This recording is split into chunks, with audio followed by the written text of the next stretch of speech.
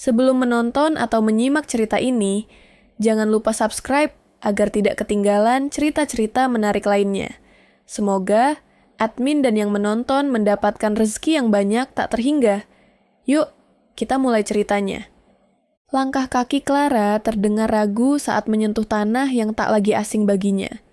Hujan baru saja reda, menyisakan bau tanah basah yang menusuk hidung. Di hadapannya, terminal bus kecil penuh sesak dengan penjual makanan, anak-anak berlarian tanpa alas kaki, dan deru motor tua yang saling berebut jalan. Kamera kecil digenggam erat. Sesekali dia arahkan ke wajah-wajah yang menurutnya akan jadi bukti bahwa prasangkanya benar. Clara datang untuk melihat Indonesia yang kumuh, Indonesia yang penuh penderitaan. Begitu pikirnya. Seorang pria tua mendekat, menawarkan tumpangan dengan becaknya. Senyumnya lebar, memperlihatkan gigi yang sebagian sudah tak utuh. Clara hanya menatapnya dingin. Tidak, terima kasih. Aku bisa jalan sendiri. Suaranya pelan, nyaris tak terdengar karena deru kendaraan. Pria tua itu mengangguk. Tidak marah, tidak kecewa. Dia sekadar tersenyum lalu mengayuh becaknya menjauh. Clara menatap punggungnya lama. Merasa aneh. Mengapa tidak ada rasa marah di wajah itu? Langkahnya menyusuri jalan sempit yang becek. Anak-anak kecil melambai padanya. Halo bule, teriak salah satu dari mereka sambil tertawa. Clara mengangkat alis tidak membalas. Dalam hatinya, dia mencatat anak-anak ini terlihat terlalu riang untuk ukuran anak yang miskin. Di ujung jalan, sebuah warung kecil berdiri. Warung sederhana, atapnya seng, dindingnya kayu yang catnya mengelupas. Di sana seorang perempuan muda, kulitnya sawo matang, matanya tajam namun penuh kelembutan, sibuk merapikan dagangan. Namanya Lina. Clara sudah mendengar tentangnya dari pengelola penginapan. Lina, gadis desa yang katanya selalu tersenyum meski hidup pas-pasan. Clara mendekat. Lina menyambut dengan senyum lebar. Silakan duduk, Mbak. Capek ya jalan dari terminal? Tanyanya ramah. Clara menatapnya tanpa tersenyum. Berapa harga makanan di sini?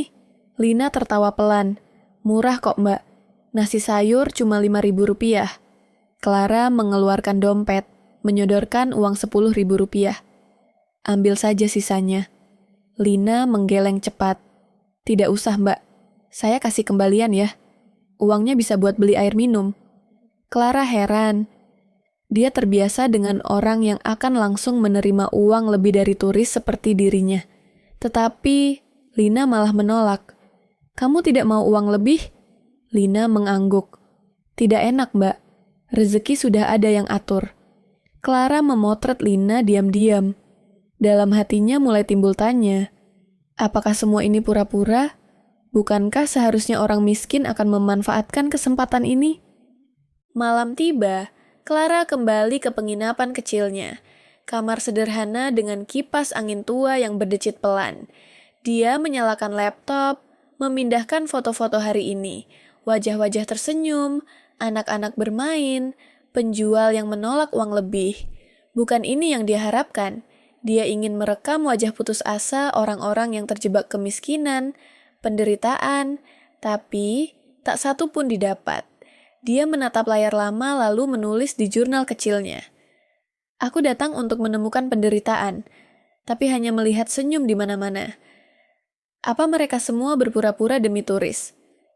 Keesokan harinya, Clara kembali ke warung. Kali ini dia duduk lebih lama, memperhatikan Lina melayani pembeli dengan cekatan. Setiap orang disapanya dengan nama. Setiap senyuman yang dilempar selalu tulus. Seorang kakek datang dengan kaki tertatih. Lina buru-buru membawakan kursi. Kakek Budi, duduk di sini ya.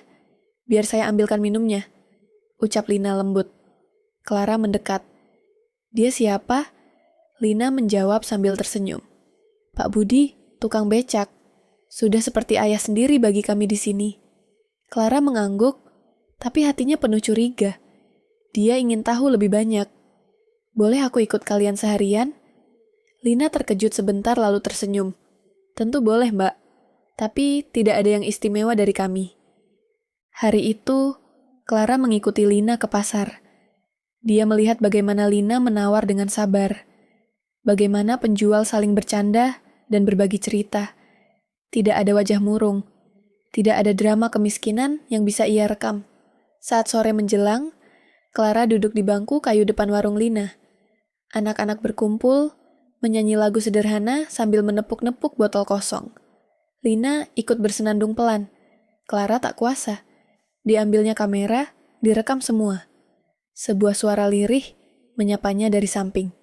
"Mbak, di tempat Mbak, anak-anak tidak menyanyi di sore hari?" Clara menoleh. Pak Budi duduk di sampingnya.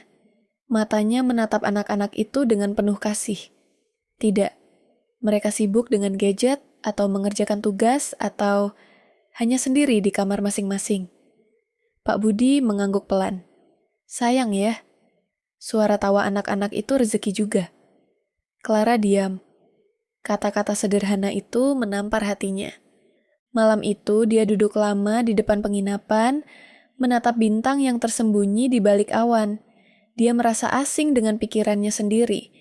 Beberapa hari berikutnya, Clara memutuskan menyusuri desa sendirian. Dia ingin membuktikan, pasti ada sisi gelap yang disembunyikan orang-orang ini. Langkahnya membawa dia ke pinggir sungai kecil. Seorang ibu tua mencuci baju sambil sesekali tertawa kecil menyapa anak-anak yang bermain air. Clara memotret lagi. Tapi kali ini tangannya gemetar. Gambar yang dia hasilkan bukan wajah putus asa, melainkan wajah penuh ketulusan. Dia menghela napas panjang. Di perjalanan pulang, hujan turun deras. Clara terjebak di sebuah gubuk kecil di tepi jalan. Tiba-tiba, sebuah payung menutupi kepalanya. Lina berdiri di sampingnya, basah kuyup tetapi tetap tersenyum. "Mbak Clara, nanti masuk angin." Clara memandang gadis itu lama. Dia ingin marah karena merasa dikasihani. Tapi yang keluar dari mulutnya justru, "Mengapa kamu begitu peduli pada orang asing seperti aku?" Lina hanya menjawab ringan, "Karena semua orang adalah saudara di sini." Hati Clara bergetar. Sisa perjalanan pulang dia lalui tanpa suara.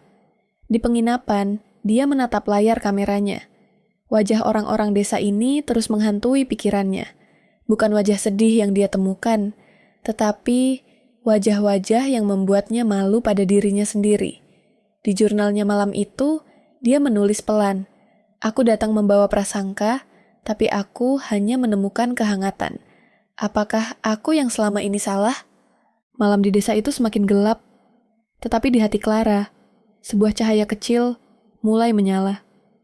Pagi itu, langit belum benar-benar terang ketika Clara sudah berdiri di depan warung Lina. Wajahnya tampak letih, mata cekung akibat begadang semalaman. Kamera digantungkan di lehernya. Tetapi untuk pertama kalinya, sejak tiba di desa itu, dia tidak tahu apa yang ingin dia rekam. Lina membuka pintu warung, terkejut melihat Clara berdiri diam. "Mbak Clara, sudah dari tadi di sini? Ayo masuk dulu. Belum sarapan kan?" Clara mengangguk pelan. Langkahnya berat saat memasuki warung kecil itu. Lina menyiapkan teh hangat dan sepiring nasi sederhana. Tanpa banyak bicara, Clara duduk dan menatap piring itu lama. "Kamu tidak makan, Mbak?" tanya Lina lembut. Clara menghela napas. "Tidak tahu harus mulai dari mana, Lina. Semua yang aku lihat di sini berbeda." Lina tertawa kecil. "Berbeda bagaimana, Mbak?" "Di tempatku orang saling curiga. Orang sibuk dengan dirinya sendiri. Di sini semua saling peduli, saling sapa, saling bantu. Aku datang untuk membuktikan kalau negara ini penuh penderitaan, tapi yang kulihat justru kebahagiaan." Lina diam sejenak lalu berkata, pelan, "Mungkin Mbak Clara datang bukan untuk membuktikan, tapi untuk belajar." Ucapan sederhana itu menampar batin Clara. Dia menunduk, mengaduk teh hangatnya, tanpa suara. Hari itu, Clara memutuskan ikut bersama Pak Budi.